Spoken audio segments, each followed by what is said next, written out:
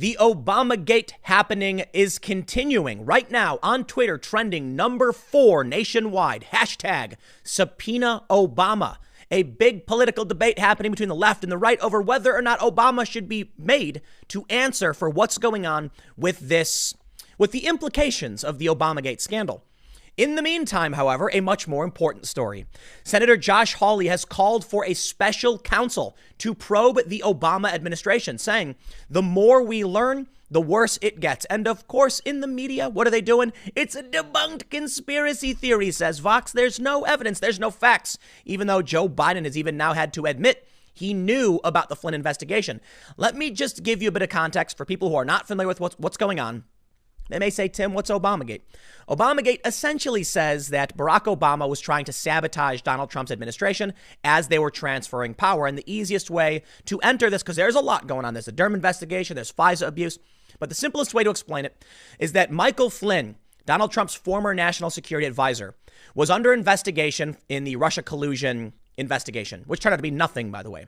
The FBI was going to close that investigation, but some FBI agents intervened, keeping it open, presumably with no investigatory basis, and then caught Michael Flynn in a lie. Now, according to notes that were released, they were trying to potentially get him fired, which is not law enforcement related as far as I can tell. Thus, really does seem like this was an attempt to sabotage the Trump administration. But what's crazy about it is that Obama knew, and so did Joe Biden. So the question is now coming up. Why did they know? What did they know? What was their level of involvement? And right now, as we now know that Obama knew about this, I believe it is 100% fair to say, hashtag subpoena Obama. Because even if he wasn't involved, he can shine some light on this. Why was the FBI digging in, continuing an investigation into a man when they already cleared him? What was the investigatory basis for catching Michael Flynn in a lie? Well, as you know now, there's some contentious debate over whether or not Michael Flynn should have the charges against him dropped. And a judge is now kind of freezing this for amicus briefs or something to that effect. I'm not going to get into that. Let's talk about what's going on with Senator Josh Hawley. But we do have more news in this area. The Wall Street Journal and the New York Post, as well as Fox, are just absolutely dragging Adam Schiff. Adam Schiff had been lying for years about evidence in Russiagate, as well as many others. I have to wonder, now that we know, due to the transcripts being released in it's the Russiagate testimony from many high-ranking officials from the Obama administration and in the intelligence community, I wonder to what extent Donald Trump could prove defamation at the very least. But let's read this story and see what's going on with Josh Hawley. Fox News reports, Senator Josh Hawley on Wednesday called for a special counsel to conduct a full-fledged investigation into the Obama administration's potential ties to the FBI's alleged misconduct in the Russia investigation and in the case against former White House National Security Advisor Michael Flynn. The more we learn, the worse it looks, which is why we need a full investigation into what went on, the Republican Missouri lawmaker told Fox and Friends. Hawley said that the Obama administration took unprecedented action to spy on the Trump campaign during the 2016 presidential election, and they misled the FISA court. This is all true. It happened. Obamagate. Okay. Now, if you want to argue that Obama directed this, we need more evidence on that to make that claim. Thus, we have some questions, potential circumstantial evidence. Perhaps it is time to subpoena Obama. A secret court where if you are targeted in an investigation, you don't get to appear in the court. And we know that the Obama FBI deliberately misled FISA court. Well, that's coming from Bill Barr. Right now, what we know from the Horowitz investigation, there was FISA abuse for sure. That there was, we'll leave it at that. But the reason I don't want to get too much in the Horowitz stuff is because we're still waiting for the results of the Durham investigation, which is now a criminal probe. So things are about to get really, really spicy, especially if Obama is being dragged into this. Now, before we go on, people often ask me this question about my other channel. In the description below, you will see a link, timcast.net. If you haven't already, go there. It's another YouTube channel. I know most of you already know this. I have 3 or 4 channels, but many people are confused with the way that YouTube names this. So go to timcast.net. If you haven't already, subscribe to my other channel. I do videos there every day at 4 p.m. Let's keep reading. Fox says, meanwhile, Russia probe files released as part of the Justice Department's move to drop its case against Flynn are raising new questions about a mysterious Inauguration Day email sent by Flynn's predecessor to the Obama administration's Susan Rice. An exhibit in the DOJ's motion to dismiss the Flynn case last week detailed a special counsel interview with former Deputy Attorney General Sally Yates. The interview indicated outgoing President Barack Obama was aware of Flynn's intercepted December 2016 phone calls with then Russian Ambassador Sergei Kislyak during the presidential transition period. The document noted Yates learned about the calls during a January 5th, 2017 Oval Office meeting with Obama, Rice, James Comey, John Brennan, and James Clapper. After the briefing, Obama, they mentioned Biden was there because Biden was there. After the briefing, Obama asked Yates and Comey to stay behind and said he had learned of the information about Flynn and his conversation with Russian ambassador about sanctions. Obama specified that he did not want any additional information on the matter, but was seeking information on whether the White House should be treating Flynn any differently given the information. At that point, the document said, Yates had no idea what the president was talking about, but figured it out based on the conversation. Yates recalled Comey mentioning the Logan Act, but can't recall if he specified there was an investigation. Comey did not talk about prosecution in the meeting. Keep in mind, the Logan Act is it's never been really used. It's an archaic law, and it seems to be a desperate attempt to try and do something to jam up the Trump administration. Hawley said that the Senate should conduct an investigation as well in order to give the American people answers. Hawley urged that the Judiciary Committee should hear from former Obama officials under oath. If they won't come, we should subpoena these people so they can look into the eye of the American public and tell everyone what exactly they did. Why did they break these protocols? Why did they authorize spying on the Trump campaign? Why did they lie to the Foreign Intelligence Surveillance Act court and try to get wiretaps on Trump affiliates? Why did they break protocol with Flynn and go after him the way they did? The important thing you need to know is that when we're surveilling, foreigners, right, be it this Kislyak guy, they're not supposed to know who the Americans on the call are because Americans have civil rights. We also have constitutional rights. Somehow, someone unmasked Michael Flynn's name, and thus they made moves against him that shouldn't have happened. The filing to dismiss the Flynn case came after the DOJ determined that the Bureau's 2017 Flynn interview, which formed the basis for his guilty plea of lying to investigators, was conducted without any legitimate investigative basis. The retired Army Lieutenant General for months had been trying to withdraw his plea, aided by a new attorney aggressively challenging the prosecution's case and conduct. Now, the media has absolutely played one of the dirtiest roles in this whole scandal. Fox News says media weren't fooled by Schiff's Russia hoax. They were an essential part of it, says author Lee Smith. Now, I know, not every single journalist, but let me tell you, when Michael Flynn came out and said he wanted to withdraw his plea, the media attacked him, said he was a criminal, a crook, that Donald Trump was a crony and all this stuff. We then got new information, new evidence was released that shows, yes, it seems to be absolutely, malicious what they did to Michael Flynn. The note that said, what's the goal of the investigation? To get him to lie so he can prosecute or get him fired? That right there should show you it was malicious intent. Get him fired. Come on, man. You cannot deny that. And what did the media do? The media went after Flynn, accusing him of everything, siding against the president as always. And then evidence comes out showing, well, they were wrong again. I can't understand why the Democrats and the media just are wrong all the time. But perhaps because they have no choice. I mean, they were wrong about Russia. They were wrong about Ukraine. They were wrong about China. They were wrong about Jussie Smollett. They were wrong about Covington. They were wrong. They were wrong in 2016. They are wrong again. And more information comes out. They were wrong about Devin Nunes, who in 2018 said there was FISA abuse. And they attacked him for it, saying, no. And then what happens? Horowitz comes out. Actually, Devin Nunes was right. The media, as far as I can tell, is either listen, George Carlin said, think about how stupid the average person is. Now realize half of them are stupider than that. Now, you've got to convince me that the media is in the bottom bracket at the back of the bell curve, that every single journalist, every major news organization is well below the average person's intelligence. I'm not going to buy it. While I will fully admit many of these journalists are dumb as rocks, I think many of them knew what they were doing and still do. Let's read a little bit of the story from Fox News. House Intelligence Committee Chairman Adam Schiff played magician by claiming there was Russian collusion without clear evidence. And the media helped push the narrative for 3 years. Journalist and author Lee Smith argued on Tuesday. The press played magician's assistant, helping Schiff obscure what was going on for 3 years. The author of The Plot Against the President told Fox and Friends. Smith said It was sad that Schiff's Russia collusion narrative was pushed so heavily by the media. He also said that while a lot of very important press institutions hold the same name, they no longer serve the purpose they had over a decade ago. What they are now, again, these are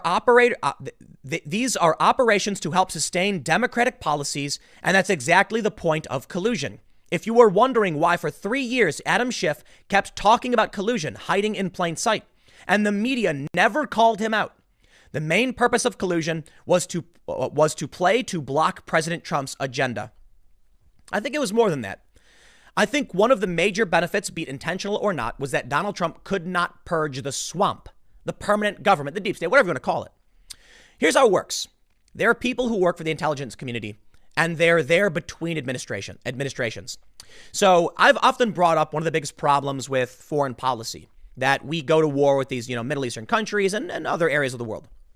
See, what happens is Barack Obama, for instance, he gets elected and he says, I'm going to pull us out of, Iraq and all that stuff. They hand him a folder and say, here's what's happening. And he goes, OK, we're going to stay and we're going to keep making, we're going to keep going. We're going to make it worse. And then, Obama ends up bolstering our Middle Eastern presence to a certain degree. And my argument has often been it's because the position controls you.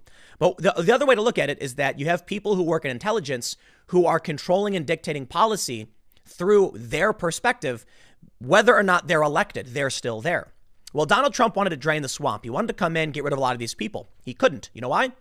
He was under investigation, and any move he made was considered obstruction of justice. So here you have all of these holdovers, and none of them could be purged. Barack Obama fired tons of people when he first came into office. Donald Trump couldn't because everyone was arguing that every move he made was an attempt to cover up a crime that never existed, and we now know, and we've known, to be honest, is completely bunk, but more evidence has come out. Fox goes on to say, Smith's comments came after he wrote a New York Post op-ed. Adam Schiff lied about the Trump investigation, and the media let him, arguing that the media backed Schiff's Russia collusion narrative without concrete evidence. As the grand impresario of collusion, Schiff has filled print and broadcast media since January 2017, claiming that he has seen more than circumstantial evidence of a Trump-Putin conspiracy. Obviously, there was none in the transcripts, or he'd have pulled back the curtain years ago. But Schiff didn't want to hand control of the narrative to one of Trump's most effective deputies. So on Thursday, they finally went live, he wrote, adding that the tragic fact is that once prestigious press organizations, including CNN, as well as MSNBC, the New York Times, and the Washington Post, weren't fooled by the collusion hoax, they were an essential part of it.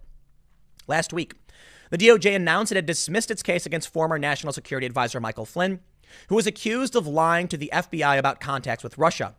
It was a stunning development that came after internal memos were released, raising serious questions about the nature of the investigation that led to Flynn's late 2017 guilty plea of lying to the FBI. Smith said that the media pushed the Russia collusion narrative to damage Trump's presidency from the outset. At the very least, to obstruct and block Trump's agenda, since a lot of that agenda had to do with reversing the different initiatives that Barack Obama proposed. Things like the Iran deal, open borders, things like this. The purpose of the collusion narrative was to hold down the administration. Lee Zeldin, a couple days ago, called for Adam Schiff's resignation. So certainly there are people who are not sitting back while this is going on. The Wall Street Journal, for instance, says all the Adam Schiff transcripts, newly released documents show he knew all along that there was no proof of Russia-Trump collusion. The editorial board yesterday night. But we knew this. We knew Adam Schiff was lying. We now have the receipts he was lying. Will anything come of this? I think the answer is no. This is one of the scariest things as we enter now into this election cycle. But I'll tell you what, I'll tell you how my view has changed. Policy-wise, I've always been a rather lefty person. When I take the political compass test, for instance, I'm like I did a political compass test video several months ago, and I made the joke that I was a communist because I'm like really libertarian left. I'm pretty out there, right? And I won't vote for Democrats at this point. I will not vote for a Democratic congressperson, senator, president. Nah, it's just absolutely not going to happen. And you know why? It has nothing to do with policies at this point. And I think everyone gets it. And that's where it kind of breaks down as to what a liberal or a conservative is. My fear comes after the 2018 midterms and what we saw. First of all, I live really, I'm seriously like a block or two away. Literally like half a mile from Jeff Van Drew's district. This is the Democrat who became a Republican, who flipped. Donald Trump did a rally in his district, and it was massive. It was insane. My fear, when you see all these Democrat moderates come out and they say, we're not like the other Democrats, we're not here to just bicker about Trump and push this nonsense, we're going to fight for these issues. As soon as those districts flipped, giving the House majority to Democrats, that was the push they need to force the impeachment scandal through. It was a hoax. They tried to impeach Trump. We knew it wouldn't work. There was nothing there. What is going on with the Democrats? They've lost their minds. Now I'm between a rock and a hard place. I really am worried about people like Adam Schiff being given more power. So long as the Democrats have the majority of the House, Adam Schiff is empowered. And the only way to actually stop him, this deceiver, this deceitful individual, this, as Tucker Carlson says, this sociopath, the only way to stop him is to make sure that Democrats do not have the House majority, which creates a very awkward position for someone like me and the people I know. Like my buddy Adam, for instance, is a pretty lefty dude. And he came out on the show, on the IRL podcast, saying he was going to straight up vote for Trump. And I'm like, well, hold on. You know, there might be another Democratic nominee. Let's be honest. At this point, I don't think there's any safe bet in voting for any Democrat because you empower people like Schiff. That scares me. You empower people like Pelosi. That scares me. I don't like Mitch McConnell, but I'll tell you what, there are a couple of Republicans I do like, even though I disagree with them. And this is the strange position for independent voters, for left-leaning moderates. Right now, independents are favoring Trump according to a few different polls. These are people like me, most likely, who don't, for the most part, like Donald Trump as a president. He's a funny guy. I admit he's a great entertainer. He's a funny guy, self-deprecating. But would I, like, if I could choose anybody for president, would I choose him? Probably not. To be honest, I don't necessarily know who I would pick, although I was a big fan of Yang because Yang had a bunch of really great policy ideas.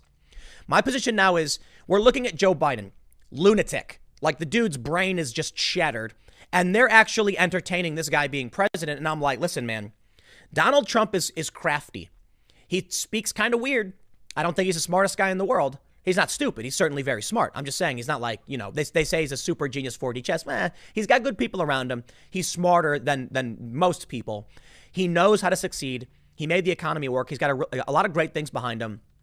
But he's got a lot of character defects, to say the least. Professionalism matters, decorum, things like this. Trump is certainly uncouth.